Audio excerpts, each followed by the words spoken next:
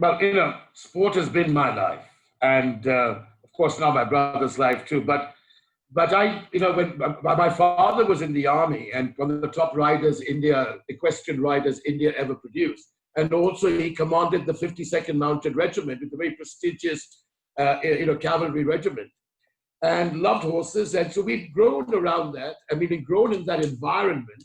And my mother was an accomplished rider too, but she was a Parsi, and my father was a full-blown Sikh with a turban.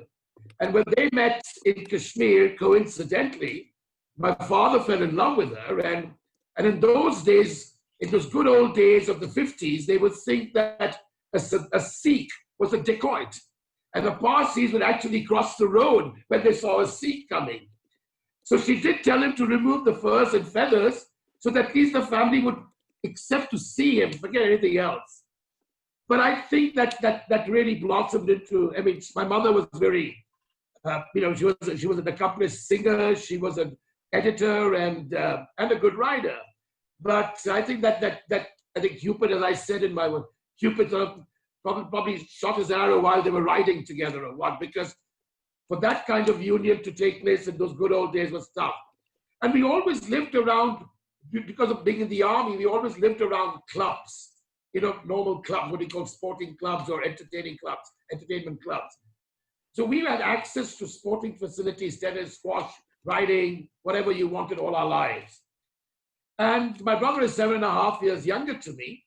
But then when I taught a Procam with another friend of mine, I knew that my life could not be anyway mapped sensibly without him by my side. And thank God for making some right decisions in my life. So yes, that's how, Procam was in that sense born, and that's the journey we've undertaken together. What Anil said is spot on, but my take is a slightly different one. I think Anil decided somewhere along the line in the beginning that he was dabbling with the travel industry, and he was dabbling with some other things. He decided he really didn't like going to work. So he decided that how do I not go to work and yet make something of my life? So his passion for sports is unbridled, and he decided to make his passion his profession. Now that's all well for you all to hear and for me to say, but you've got to get the context that in 1988, when Procam was launched, there was nothing like a sports industry in India. There was no sports management. Sponsorships happen on a completely ad hoc basis. If the chairman liked golf, he sponsored golf. Whether the company made soaps, which were for the mass consumption, and golf was an extremely elitist sport in those days, it didn't matter. There was no industry, there was no science.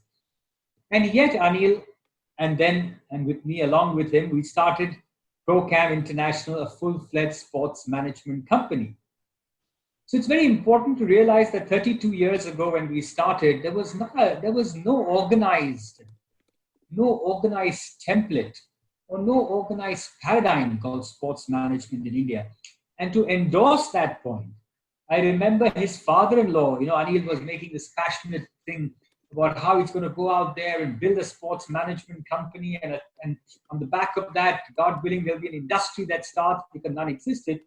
I remember his father-in-law, who came from a little more traditional background, hearing him out and saying that in clear Hindi, which I won't use right now, but the effect is there. But this is a fabulous thing you're doing, my son. But, please do some work along with it because my daughter has to be fed.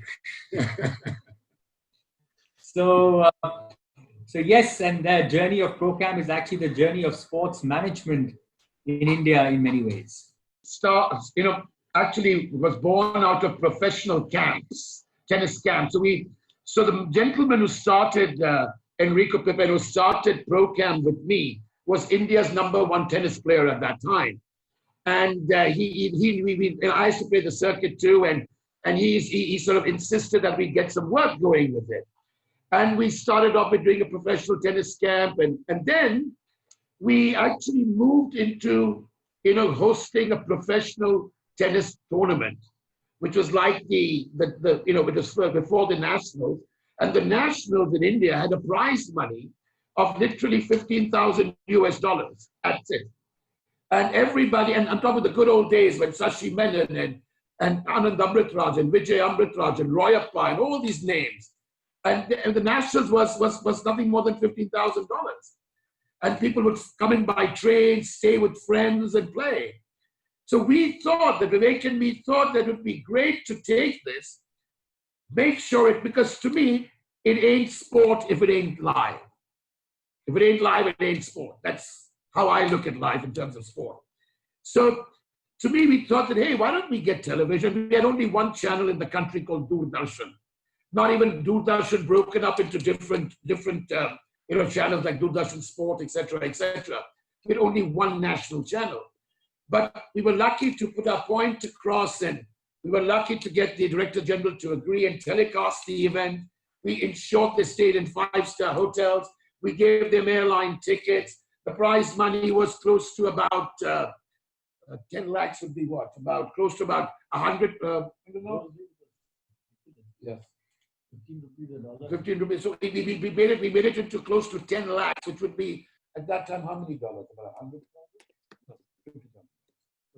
$75,000 from $15,000, and we created a wonderful ambiance with a little bit of strawberries and cream like Harborough, Wimbledon does, and the umpires being trained, and we created this actual a complete new paradigm, which went, I must say, with brands and with everybody around, it really went down well. So that was the really way we started the first interaction with sport in terms of hosting and promoting an event. And then we, of course, moved on to cricket, and we did the Pepsi Cup Double Wicket World Championship and water skiing World Championships and squash. We did the #1 squash event in the world called the Mahindra International Squash Challenge. And then after 8 years, we culminated that relationship by doing the Mahindra World Open in Qatar, the only private company in India to do an official World Open worldwide. So these things led to one another, and then before running came into our life.